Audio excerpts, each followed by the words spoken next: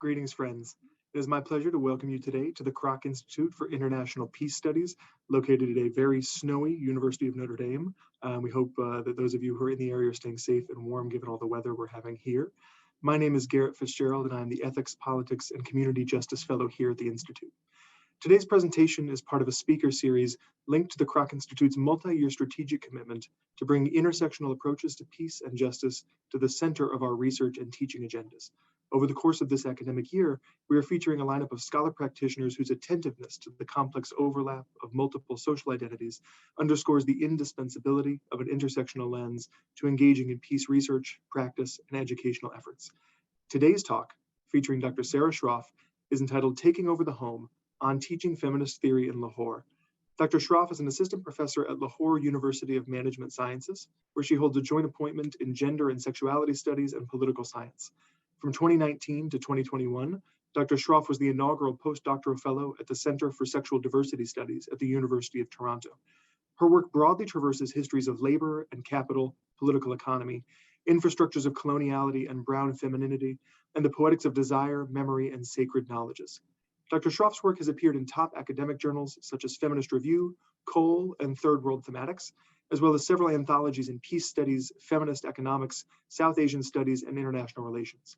Dr. Shroff currently serves as the conversation co-editor for the International Feminist Journal of Politics and is a fellow at the Center for Sexual Diversity Studies at the University of Toronto. Dr. Shroff received her PhD in Urban and Public Policy from the New School and has taught at the New School, New York University, and Pace University. Prior to joining academia, she worked in public policy, global philanthropy, and finance for over 18 years. We will have some time after Dr. Shroff's remarks for question and answers, so we encourage audience members to use the question feature on your Zoom windows to submit any questions you have during and after Dr. Shroff's remarks. And so with that, Dr. Shroff, we are thrilled to share this time with you today, and we'll turn it over to you.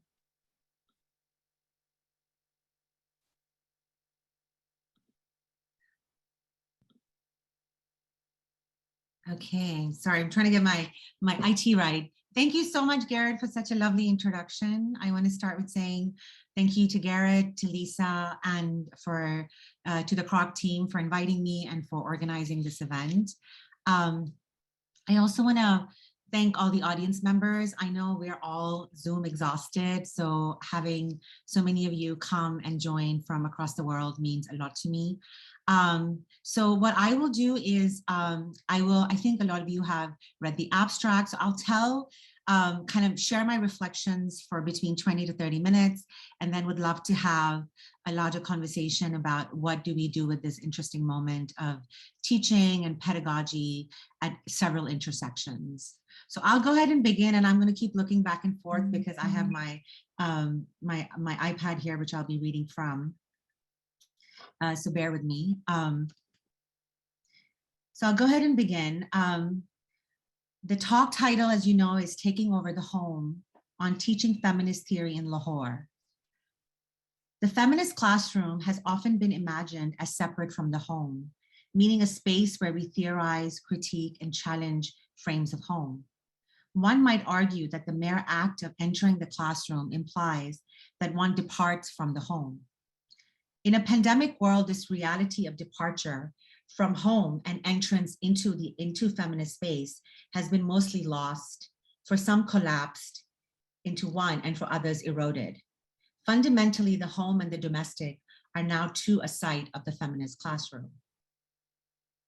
During my talk today, I want to share several stories about the making and remaking of my feminist classroom in Lahore, Pakistan. I explore the dimensions of space central to feminist pedagogical imagination and how digital learning and teaching challenges us to stretch and rework our imaginations. I focus on several themes: the domestic, the dorm, and the digital sphere, to think about multiple operations of power, affect, resistance, and safety. My point of departure for a feminist classroom is in the words of the amazing and brilliant Bell Hooks. And I quote, "A place where there is a sense of struggle, where there is a visible acknowledgement of the union of theory and practice, where we work together as teachers and students to overcome the estrangement and alienation that has become so much the norm in the contemporary university," end of quote. Centering Hooks, I also think alongside Jackie Alexander's notion of the makeshift classroom. The makeshift feminist classroom is a set of multiple spaces and relations we inhabit and in which we are embedded, debunking, or challenging Virginia Woolf's concept of a room of one's own, a room not possible for everyone. In fact, the very idea of having one's own room is rooted in the histories and politics of racial capital and domesticity. I also learned from women of color feminisms that often the most important room in the house is in fact the kitchen, which for many of us was our first feminist classroom. My feminist pedagogy is informed by my multiple feminisms, including women of color feminism, transnational third world feminism, queer and trans of color feminism, postcolonial feminism, and decolonial feminisms. My feminist praxis is shaped by the multiple encounters that I've had with citizenship, capital, migration, and the different regimes of raciality and sexuality, and is rooted in the lessons I have learned in my many homes. As someone who moves between the global north and the global south with relative ease and has made and left many homes, Jackie Alexander's words resonate, and I quote, "What we can say for sure is that empire makes all innocence impossible," end of quote. I take this caution seriously so that my feminist pedagogy always remains accountable to those with whom I am in community with, especially with the students who enter my classrooms. So let me begin with my first story.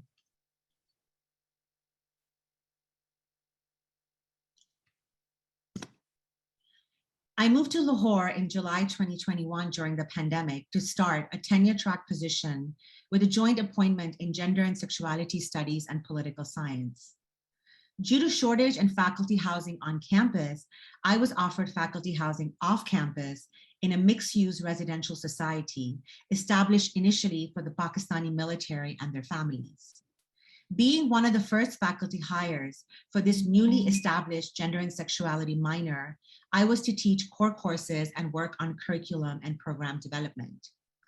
As I started to unpack and lay the foundation of yet another women-only home in an unfamiliar city, I had concerns and parameters to consider: safety, transportation, mobility, lack of male proxy, and the politics of domestic labor. Prior to moving to Lahore, friends and family had warned me about the issues I would face, such as the issues of pollution and breathing. In 2021, Lahore was named as one of the most polluted cities in the world. To issues of sexism, the request for male authority in my life in perpetuity. Despite months of planning and setting realistic expectations, I was not prepared for Lahori life. I was not new to Pakistan, I kept telling myself. In fact, I am Pakistani, but I'm a Karachiite, an urban center of Karachi where I was born and raised in the 1980s and 1990s, and where I have many and diverse connections and intimacies. I wondered, how bad can air quality be given that the city has over 11 million inhabitants?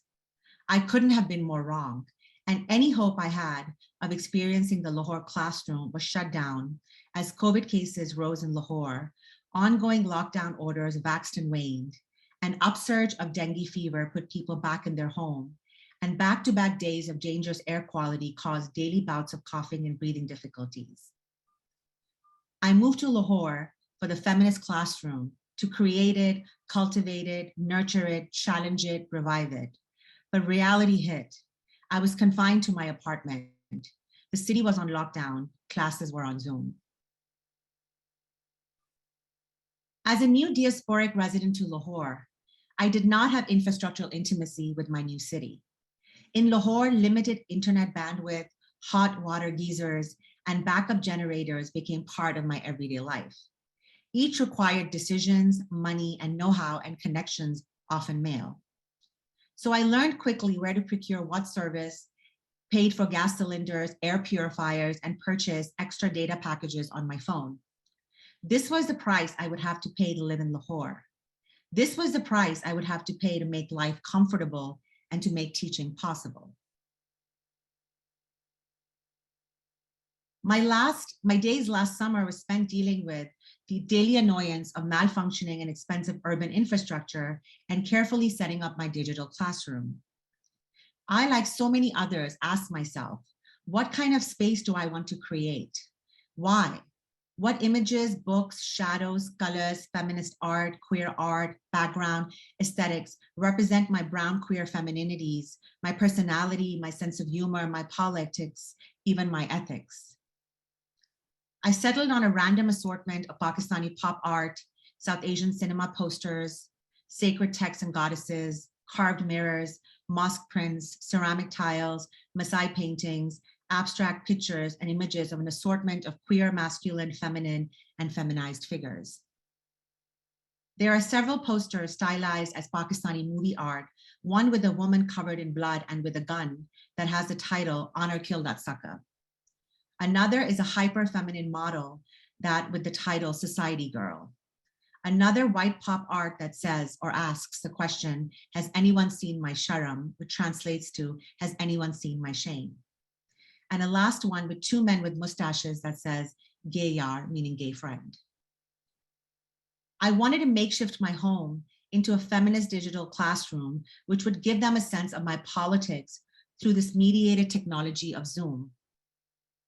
I had the power of making and remaking space for my students and thought carefully how space is built, what aesthetic and arts have to do with creating digital space, and what feelings become available when we co-curate a feminist home and a feminist classroom together and in conversation.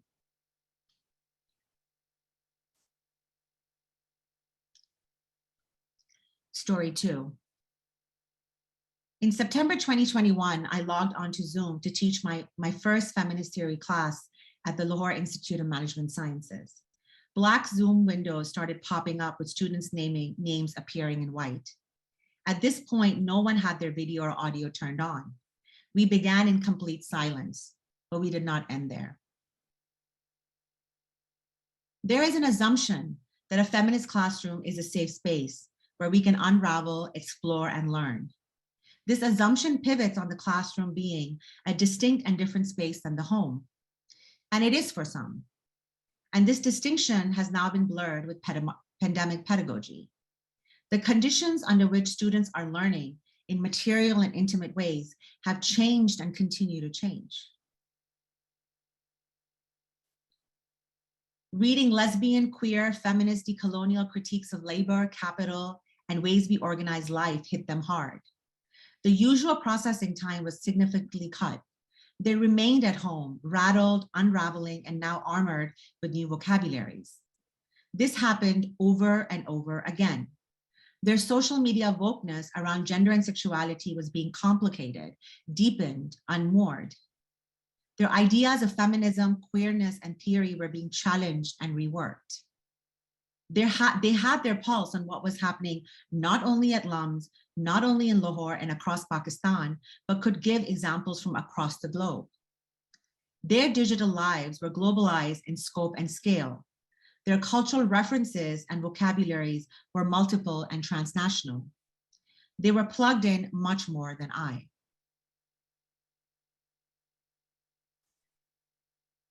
My students who were living at home were logging in from bedrooms and bathrooms, using headphones and the chat function.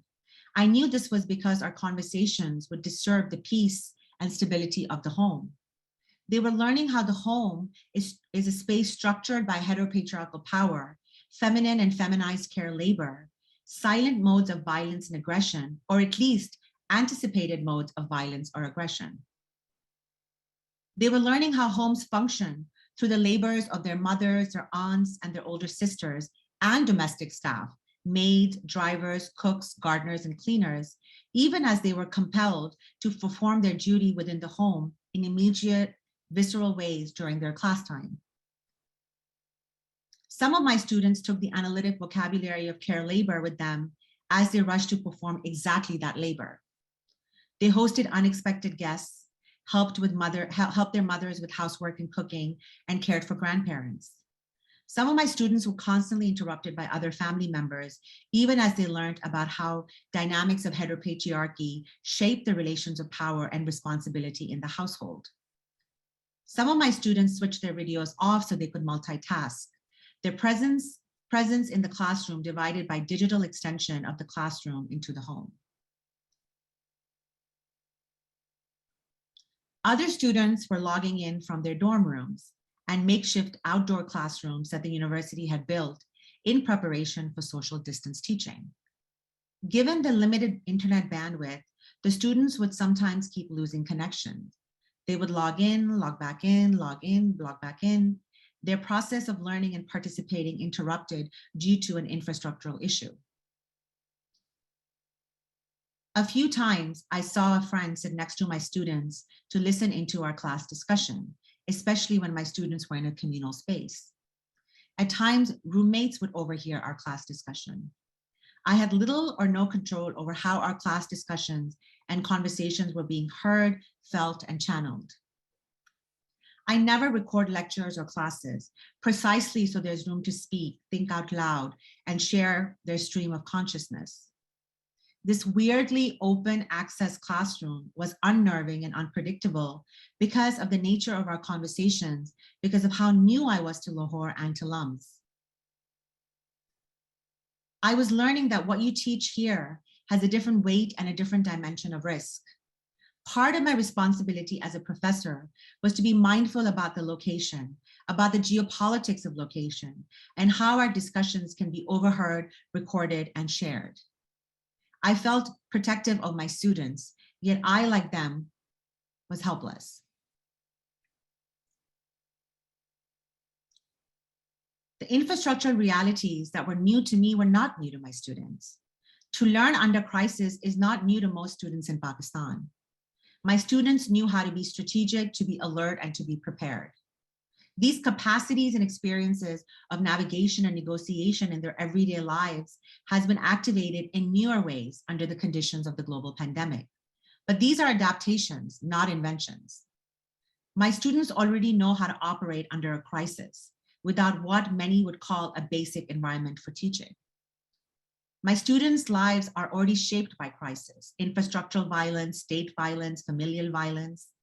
Their lives are also shaped by feminist possibility and protest. Here I'm thinking about the women and Aurat marches of 2018, 2019, and 2021, the transgender persons protection of right bill that was passed in Pakistan in 2018, the student solidarity marches in Pakistan against tuition hikes, education budget cuts, and sexual harassment cases, among many. I saw my students moving between digital learning, feminist critique, community organizing, and street protesting. The artificial gap between theory and practice did not exist for them. They brought to our classroom their complex experiences of home life, but also experiences of organizing for social justice, environmental justice, and feminist, queer, and trans justice. Their compassion was not just for text and protest.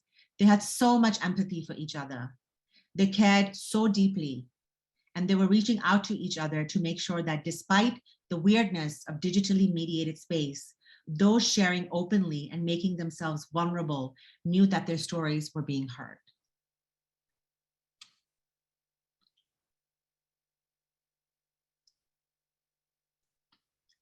Story 3. Digital intimacy was not new to me. Growing up in multiple cities around the world, most of my loved ones did not reside in the same city. Being part of a transnational diaspora, early on I learned how to navigate all sorts of applications, from Skype to FaceTime to WhatsApp and now Zoom. Initially, I rarely used these applications for professional communications or meetings. That has obviously changed. For me, these applications were reserved for family time, romantic time, and friend time. Video calls were part of my everyday and in many ways an extension of my home. Catching up with friends and family across time zones, cooking, chit-chatting, washing dishes, folding laundry, laughing, crying, making plans, missing each other, fighting, and making memories. So when we started teaching on Zoom during the pandemic, my initial foray into the world of these video applications was that of intimacy, care, and informality. As folks were dreading this unemotional and awkward medium, for me, it felt like an extension of my everyday, or a new navigation tool for teaching, but not an invention. The conditions of diasporic life for me made being completely rooted impossible. I had roots in so many cities and places, both places I had called home and places where loved ones had migrated to. Life was always mediated by technology. Love was always mediated by technology. This is not to imply that technology can take the place of face-to-face intimacy. It might be too easy to dismiss technologically mediated intimacy to a COVID-only condition. I remember teaching my first asynchronous online class titled Introduction to Women's Studies at Pace University in New York some years ago. While not ideal, it made me realize for some students, this is the only platform vis-a-vis that they can engage in feminist scholarship. Many of the students that attended class at Pace were working full-time. Given the new realities of Zoom teaching, digital classrooms are here to stay. I think the question then becomes, how do we incorporate them into our pedagogical strategies in ways that are beneficial for our students and not another money-making scheme for fee-hungry universities?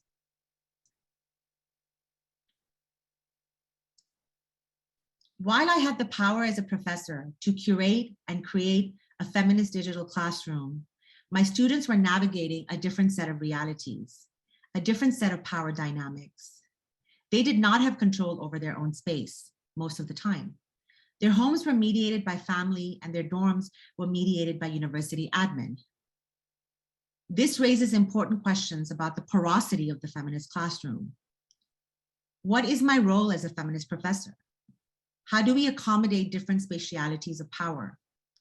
What happens when words like queer, social justice, sexuality move outside the classroom to hallways, dining halls, dinner tables, kitchens, kokas, and community spaces? What happens when the F-bomb, being feminist, feminism, or fahashi, which translates to vulgarity, interjects domestic or normative spaces of the patriarchal family, the neoliberal coffee shop, or the conservative dorm?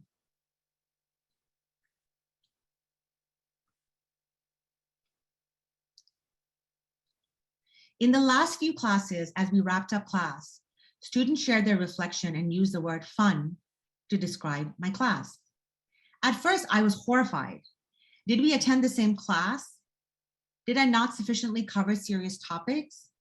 Did I make light of difficult decisions, discussions, collective loss, and unaccounted griefs? I had to sit with this feeling. I recall the various classes in which we discussed all forms of violence, from rape to sexual assault, from Pakistani-style misogyny to the making of respectable hetero homes, from slavery to indentured labor to sex labor, from racial regimes to state-mandated religiosities, from environmental degradation to COVID life. In the past, students have told me that my classes leave them depressed, unstable, and often deeply sad. I have elaborated on these affects in my piece titled The Peace Professor, for those interested in continuing to think about pedagogy and peace. This semester, during our introductory week, and when asked why they were taking this class, many students said that they had heard about me as a professor. And once again, along with other descriptors, the word fun was central. So while I thought I was teaching and giving tools to these students to become feminist killjoy, a term I borrow from Sara Ahmed, they were shockingly having fun. This repetition and perpetuity of fun, feminism as fun, social justice as fun, refusal as fun, disobedience as fun, cracked open for me the multiple affects at play in our feminist classroom in Lahore.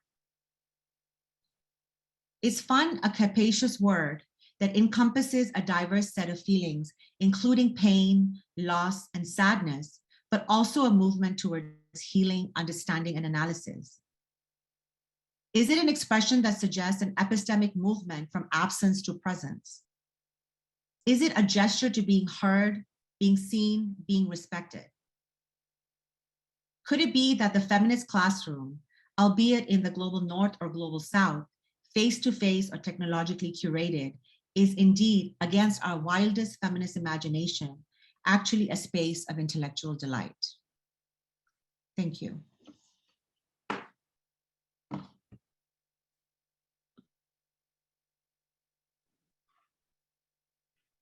Wonderful. Thank you so much, Dr. Shroff, for your reflections. I want to really encourage all of our attendees to use the chat or the Q&A function here to submit any questions you might have for Dr. Shroff. But I'll go ahead and begin with one of the pre-submitted questions that we received, which was about, and you touched on this obviously in your talk, but about the way in which some of these themes are received by your students at LUMS. And maybe could you say just a little bit more, kind of contextualize that for us, maybe for folks who might not be familiar with LUMS in context, so the kind of layers there between the institutional context and its role within kind of broader Pakistani society, perhaps. Absolutely. Thanks, Garrett. So I think what's interesting about, having moved to Lahore and starting this position, I've had a semester, and now my second semester is also online on Zoom. And what is interesting too is that a lot of because we're not living in any form or never have in any form of isolation, a lot of these students are well aware of what's happening, like our students in the global north, at least the ones I've taught in New York and Toronto, are aware of a lot of the vocabularies. So I think what happens with these vocabularies as they circulate in the context of social media or in the context of what they're reading, and also how they're organizing everyday life in these cities, is part of it. It is also situating that analysis. So I think what happened in the classroom last semester is kind of deepening that understanding to say, okay, what do terms like intersectionality mean in the context of Pakistan? How do we think about the ways, kind of the nation state is shifting given what's happening globally?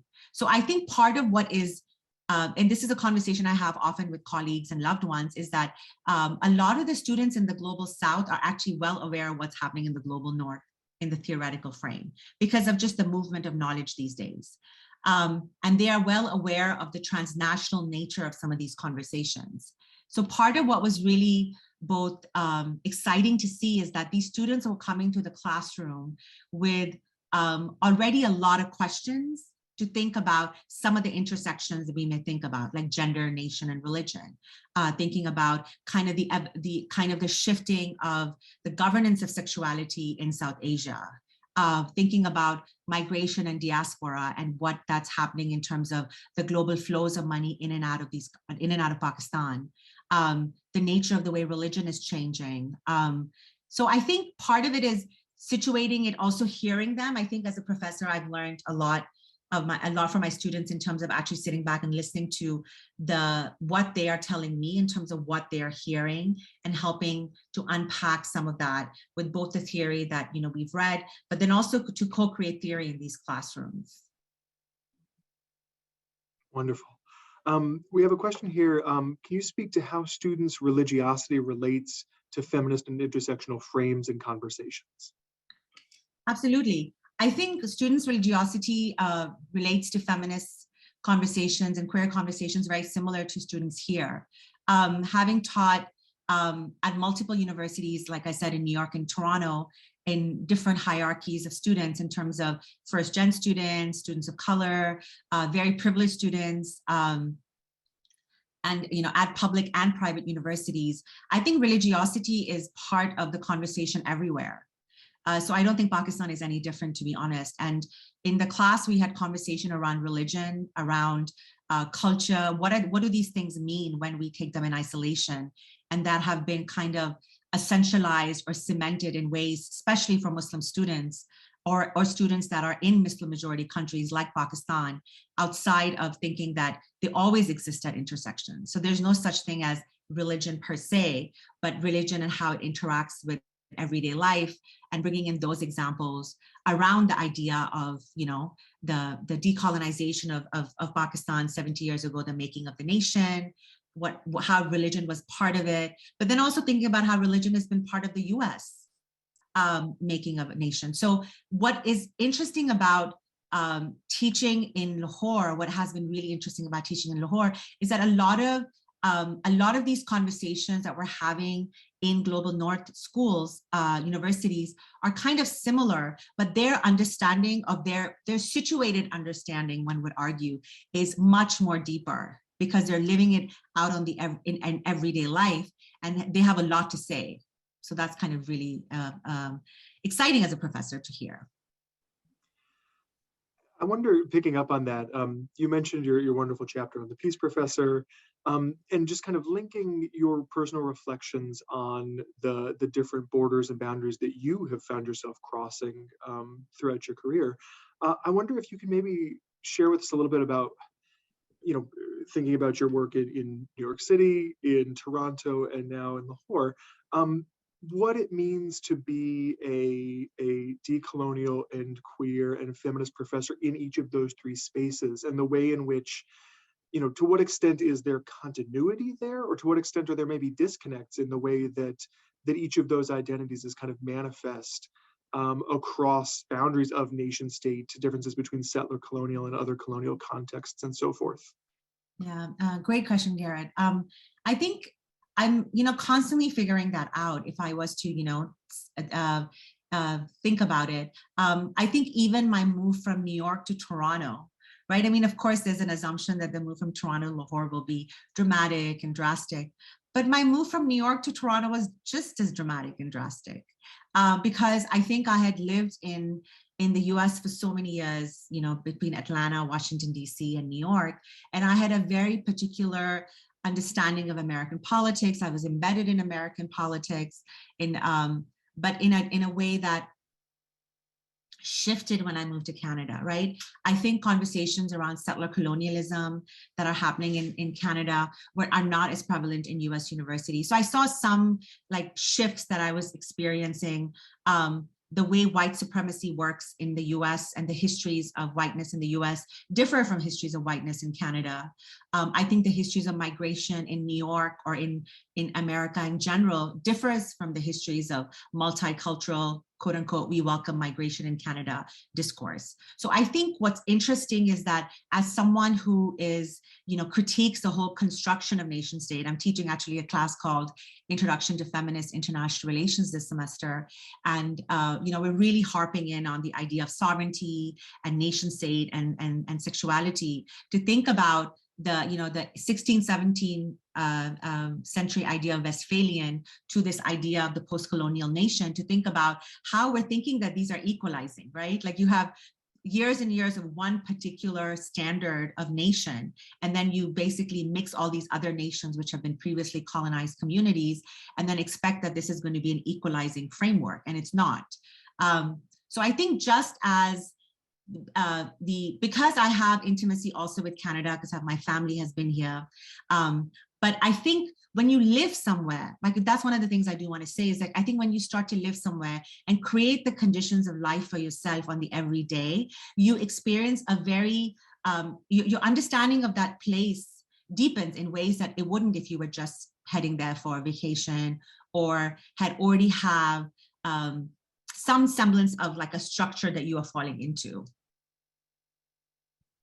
I hope that answers your question. Absolutely, thank you. A couple of comments for you. We have one from a colleague or a student in Pakistan who says it's an honor for us to have you in Pakistan and now as part of LUMS. It says you have been an inspiration to the community of Pakistan and they love your work. And so just wanted to make sure to pass that along. But we had an observation that we can maybe roll into a question on one of our attendees. So they love the description of the kitchen as a feminist classroom. And to reflect on whether we teach our kids of all genders about housework. And so I wonder if we could maybe just take a second and kind of expand on that idea as kitchen as classroom, kitchen as feminist classroom, or what type of home or classroom is modeled by the home.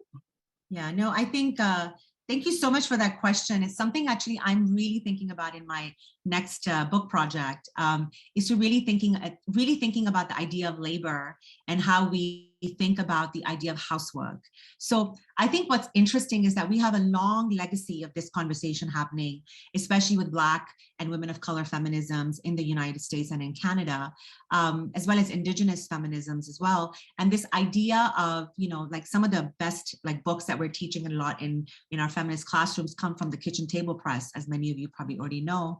So I think the kitchen has always been, the site of thinking about kind of reproduction, social reproduction, but this idea of really also challenging the housewifeification of family, right? And this differs from space to space, right? So you have the kind of, of course, the production of the nuclear family within kind of the European sphere, but you have kind of but the figure of the couple historically has not been so central in South Asia, but that's obviously shifting, right? Capitalism it does not know borders, it's constantly in crisis. That's what makes it so frightening and dangerous, because it co-opts a lot of these ideas, right? So part of thinking about the kitchen, I think, allows for not simply thinking about the kitchen as a stagnant site or a stable site, but thinking about what the kitchen actually means, right?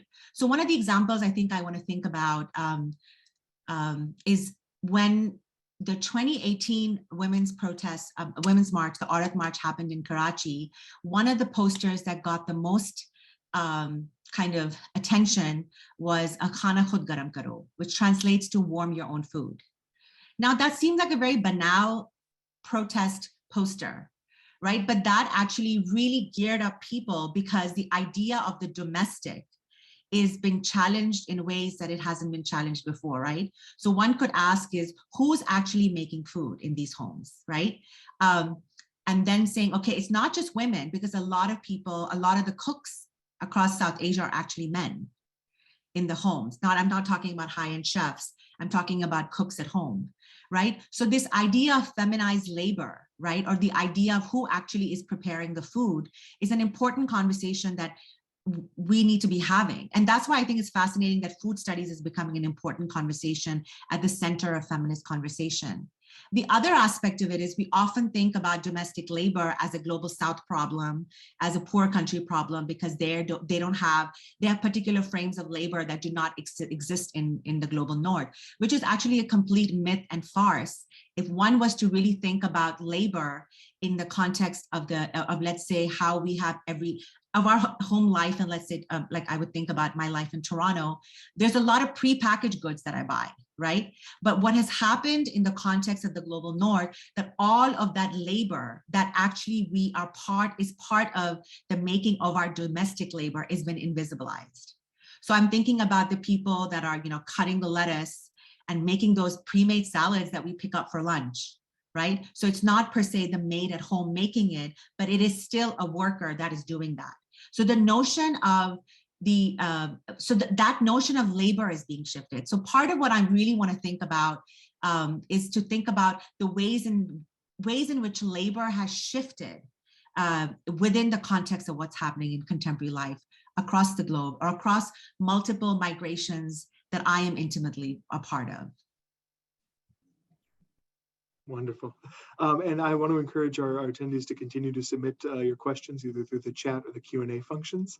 One thing that came out of your talk that really just struck me, and this is something that I grapple with as a professor in peace studies as well, was this idea of fun and the fun of the feminist classroom. And so I was wondering, there's a perception, maybe kind of women and gender studies might not suffer from this as much as peace studies does, but there's a perception that it's kind of a hippy dippy, that it's a nice thing to study, as opposed to, as you laid out, it's just primarily, before you even get to peace, just the litany of horrors that people manage to perpetuate against one another, against the natural environment. And even when we start talking about peace and rolling in these critical perspectives, the ways in which peace itself is oftentimes just a part of a continuation of that story. And so I wonder if you can maybe just say a little bit more about, I know this is kind of emergent from the work and something that you'll be continuing to work with moving forward, but the radical nature of a fun feminist classroom, or a fun classroom in which we can grapple with and hold in tension both those violences and experiences, but also what it calls us to kind of working through and beyond those. Yeah. Thank you so much, Garrett, for that question. It's something I've really been thinking about. I think, I was, like having a chat with a colleague of mine and a close friend last week, and we were talking about how, like, as universities are gearing up to go in person around the world, right? And we've been in like the Zoom classroom for a while. One of the things that has been kind of taken away from all of us is this idea of coming together and having fun, whether it's like, meeting for dinner with colleagues or going to the park, or, just something, the everyday sociality of life that could be considered fun or leisure or pleasure. And I think what's been really powerful to think about is having, when I was teaching, even at University of Toronto, a class on sexuality in South Asia, the first semester I taught the class, half of it was in person and half of it was, the pandemic had just started. It was March of 2021, right? I blur my years these days. And even then, as we were unpacking some of these really important issues, like you so beautifully laid out for us, there was a space for after class for students to deconstruct, meet each other, kind of unravel together over coffee, over a drink, over whatever it is that they do together, or over a walk. But I think what has happened is that has been, and then when we shifted into the Zoom classroom, these students were isolated, right? And part of the only form of fun that was kind of any form of leisure was once again via Zoom. So people were meeting up for Zoom or cooking sessions or just to kind of have a coffee together. And so what's interesting about thinking, when I heard the word fun, I told my students, I was like, y'all think I'm an entertainer? Like, what is happening here? I teased them. And they are the ones who were, and of course, I feel like I have my communities that I go to deconstruct, to vent, to complain, to share, to unravel, right? Those are not my students. I don't think it's fair as a professor to go unravel in front of our students, partly because we are supposed to be creating that space for them to unravel, right? And to have those learning moments. And as they have those learning moments, we have teaching moments, right? But I think what was interesting is that we teach so much about violence, right? My work is around, first and foremost, around violence. And so what happens when you create these classrooms where there is, like the students are feeling this intensity, this heaviness, this rage, and at the same time, there is a space to release, right? Whether it's humor, going back to bell hooks, there's a recent talk that I actually had my students, it's not that recent, but it's a talk that bell hooks did with Hari Kondabolu, who's an Indian comedian whose dream was to actually sit with bell hooks. And there's a 1.5 hour talk that bell hooks does with Hari Kondabolu, and they talk about the power of humor. And I think part of what's so interesting is that when we talk about violence, and I say we as in I am also implicated in this, right? And this is why I was like, when they said fun, I was like, oh my God, what is going on? Is this not a serious classroom? Like, what am I doing wrong, right? But I think what they were teaching me is I'm more comfortable with the word pleasure or joy, but that's my own limitation, and I had to check myself. And but I think part of it is that humor has been so central to navigating violence historically, right? And this idea of processing violence while you are being violated is also something we need to start to think about, because if we really think about the history of the academy and the history of various disciplines that go and study stuff, this idea that you need to step away from a situation to analyze it is itself being kind of challenged in these ways that it hasn't been challenged before. So I think part of it is also, it challenges the binary. I think you brought it up as well, right? Like this idea of peace and violence. Having taught peace studies for 4 years, I feel like I know that lingo very well, where students were like, but what is the idea? Like, how do we think about the absence of peace? And I'm like, well, it hasn't happened yet. Like, absence of violence, sorry, it hasn't happened yet. So we have to speculate, right? And we have to think about what that world would look like. But I think teaching in Lahore, I learned that these students are not speculating. They're organizing, they're learning theory, and they want to have fun because they need to live. And I think part of, COVID has made us realize that our attachment to life is firstly needs to be challenged, because life is always been unpredictable and unknown and in crisis for so many people. And then also to be like, even as we're learning theory and having serious conversations, the idea of laughter and humor and cannot be outside of those things. These are not binaries, right? Great. Thanks so much for the really rich response. And as a Kentuckian, I'll just say thanks so much too for the bringing bell hooks so substantively into this space, and also for the use of y'all here today and in your feminist classroom in Lahore. Kind of continuing on the notion you just kind of gave us about the idea of real versus imagined pieces. We have a question here about kind of bringing this to a peace studies audience here at the Kroc Institute. If you can just say a little bit more about your own definition of peace, or definitions of peace, maybe even in the plural, and how it has been, or how you might have taught that differently in different spaces. Yeah. Really good question. So I think, just a little bit of like background. I started teaching Introduction to Peace and Justice Studies at PACE, university that's housed within Women and Gender Sexuality at PACE University. And I think my chair is actually in the audience. So thanks, Meghna, for coming. I think I learned on the job of what peace and justice was, because I came to peace and justice via pedagogy. And this is what I really try to unpack in my paper, in my chapter, The Peace Professor, who actually was interesting because I was invited to that anthology by Emily Welty, who was the chair of Peace and Justice Studies at Pace University.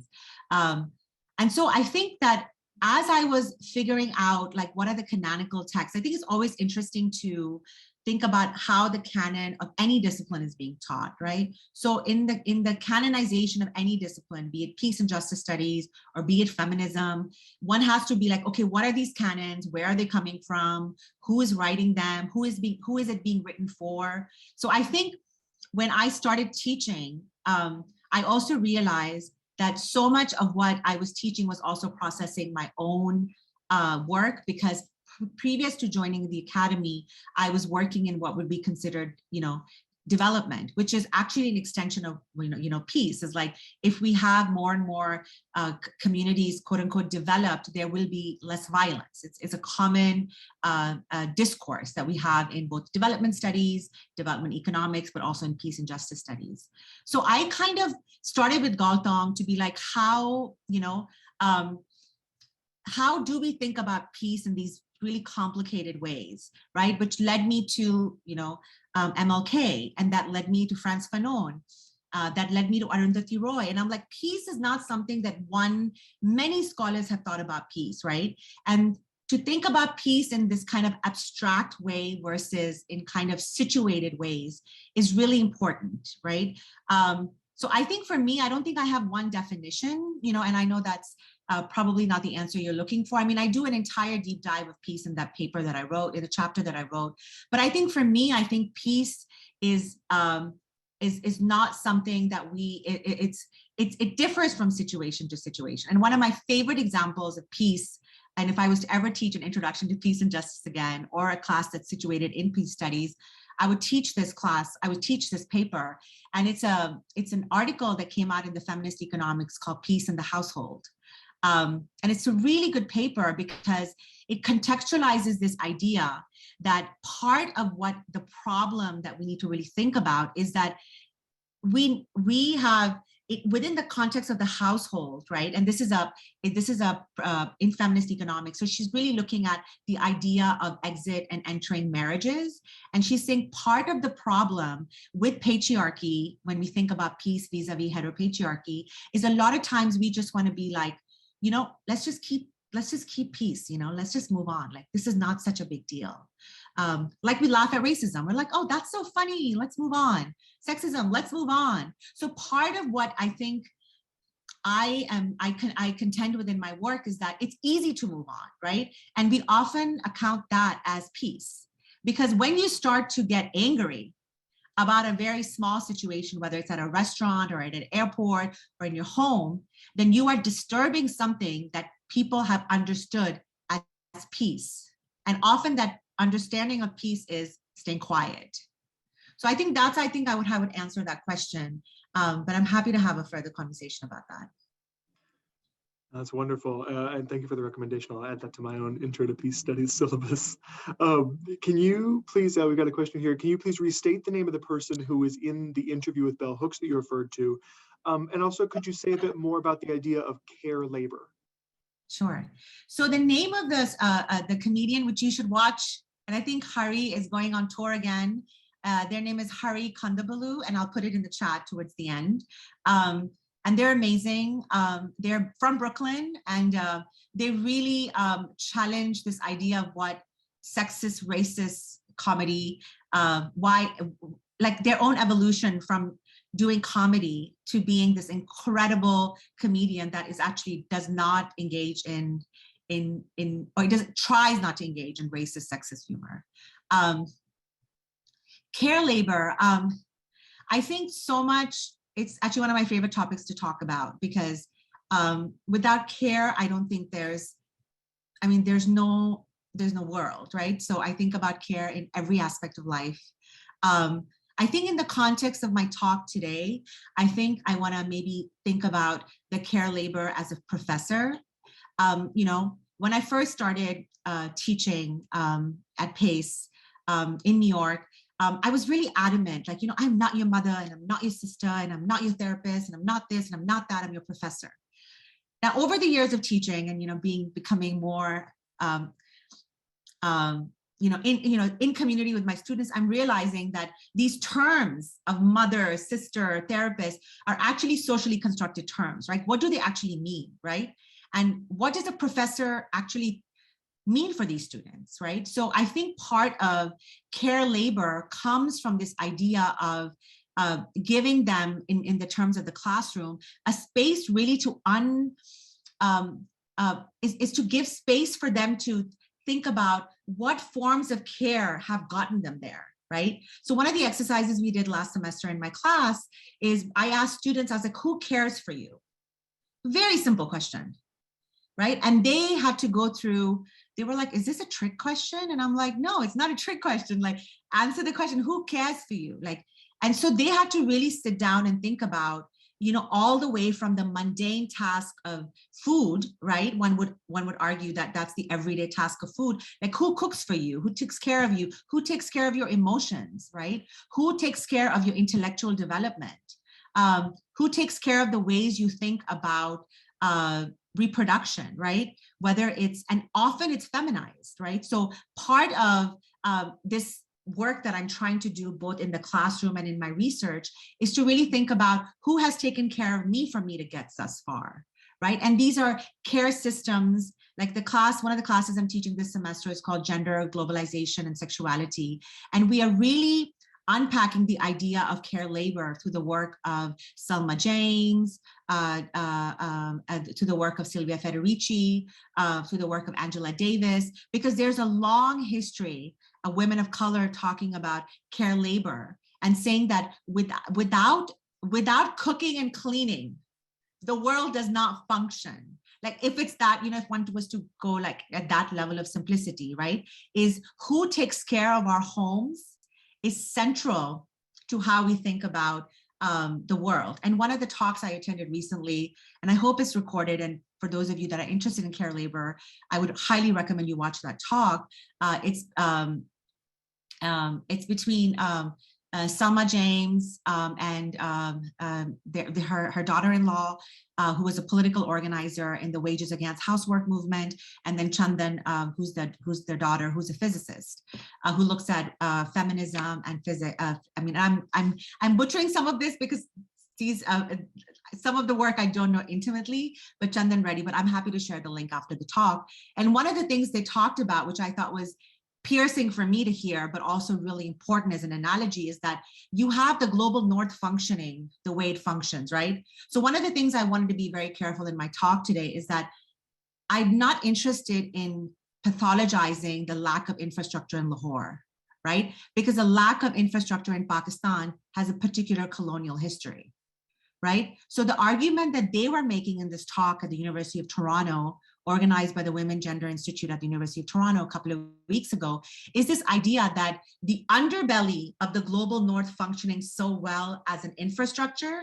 majority of the work is being done by the global south, and also the global south within the global north, right? So part of thinking about care labor is not simply about our homes only, but how the society functions, right?